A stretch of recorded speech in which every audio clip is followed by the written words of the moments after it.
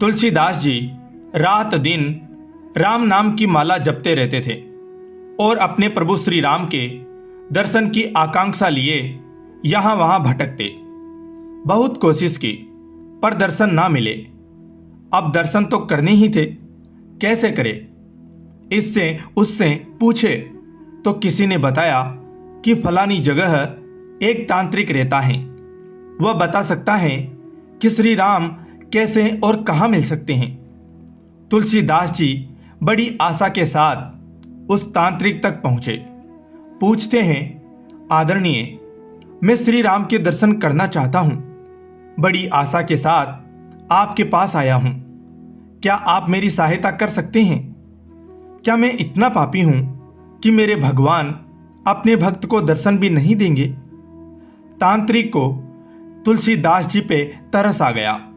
उसने कहा, श्रीमान, श्री राम का पता तो सिर्फ एक ही माध्यम से पता चल सकता है, वो हैं उनके भक्त श्री हनुमान।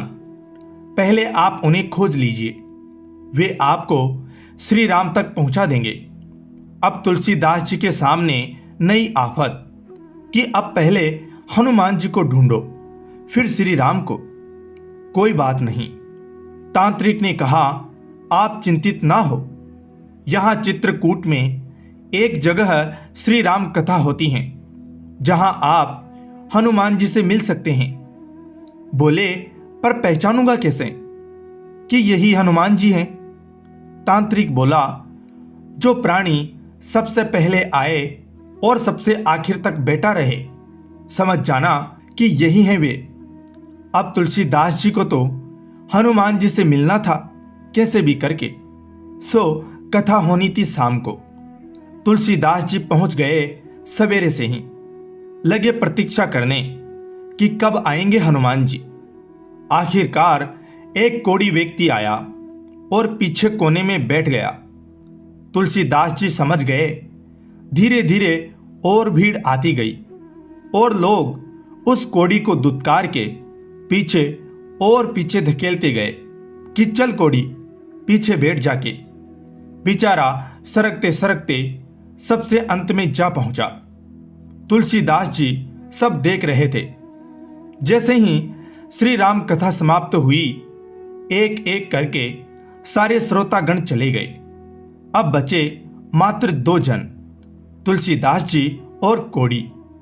दोनों एक दूसरे को टुकुर टुकुर ताके। बोले, कचुना।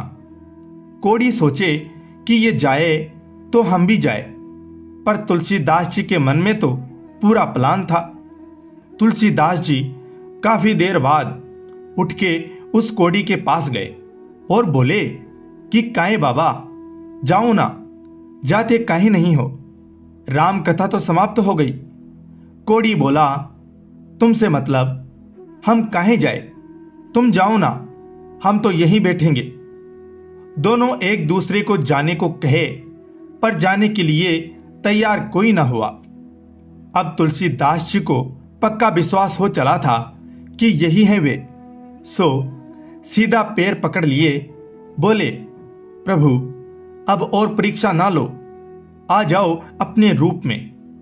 हनुमान जी ने उन्हें अपने दर्शन दिए और तुलसीदास जी के मन की व्यथा जानकर बोले, अरे वे तो रोज तुम्हारे पास आते हैं, राम घाट पे चंदन लगवा के चले जाते हैं, पर तुम पहचान ही नहीं पाते, तो कोई क्या करे? इतने में तुलसीदास जी बोले, क्या सच में मेरे प्रभु श्री राम मुझे दर्शन देके जाते हैं और मैं उन्हें पहचान नहीं पाता? हनुमान जी से विनती करते हैं कि अब की आए तो आप इशारा कर दीजिएगा, मैं इस बार नहीं जाने दूंगा। बोले, ठीक है, मैं इस पेड़ में बैठा रहूंगा, जैसे ही वे आएंगे मैं आपको संकेत दे दूंगा। तुलसीदास जी राम घाट पे तैयारी के साथ बैठ जाते हैं। एक एक करके अनेकों साधु सन्यासी आते, तिलक लगवाते चले जाते, पर प्रभु अब तक ना आए। तुलसीदास जी को लगा शायद अब ना आएंगे। थोड़ी देर और राह देखी, पर नहीं आए, सो उनकी आंख लग गई। जैसे ही आंख लगी, यहाँ एक छोटा सा बच्चा साधु वेश में आया। तिलक लेके जैसे ही जाने लगा, ऊपर बैठे हनुमान जी बोल उठे, चित्रकूट के घाट में भई संतन की भीड़, तुलसीदास चंदन घिसे, तिलक देत रघुबीर। सुनते ही तुलसीदास जी एकाएक चैतन्य हुए और देखते ही उस बालक के पैर पकड़ लिए। आंखों से गंगा जी बह गई, धार लग गई आंसुओं की।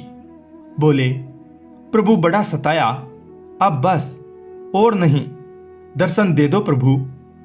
श्री राम मुस्कुराए और अपने वास्तविक रूप में उन्हें दर्शन दिए, गले मिले और वहीं से तुलसीदास जी को श्री रामचरितमानस लिखने की प्रेरणा हुई। इसमें उनका साथ स्वयं श्री हनुमान जी महाराज ने दिया। पूरी रामचरितमानस श्री हनुमान जी ने ही उन्हें बताई और तुलसीदास जी ने उसे अपनी कलम दी, ऐसा संतों का मानना है। और यही कथा तुलसीदास जी के संदर्भ में प्रचलित प्रसंग है। जय श्री राम, जय बजरंग बली। धन्यवाद दोस्तों।